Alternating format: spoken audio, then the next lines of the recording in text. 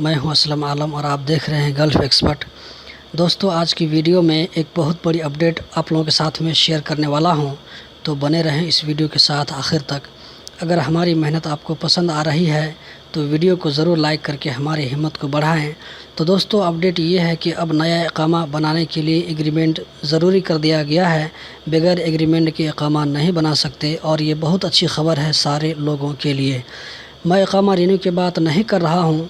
इससे पहले जो लोग नए नए कतर आते थे, मेडिकल फिंगर के बाद डायरेक्ट इकामा लग जाता था, एग्रीमेंट बनाना ज़रूरी नहीं था। मैं ख़ुद अपनी बात करूं तो मेडिकल और फिंगर के बाद इकामा लग गया था, बाद में जा कर के एग्रीमेंट बनाया। अभी मैं इसका फ़ायदा और नुकसान समझाता हूं आप लोगों को। आप में से बहुत सारे दोस्तों ने कमेंट में पूछा था कि मेरा कोई भी लेबर कॉन्ट्रैक्ट या एग्रीमेंट नहीं है, तो मैं कैसे चेंज लूं और कब चेंज ले सकता हूं। तो हो सकता है कि आइंदा इकामा रिन्यू के टाइम में ऐसे लोगों का भी एग्रीमेंट बनाना पड़ेगा, हो सकता है कोई ज़रूरी नहीं।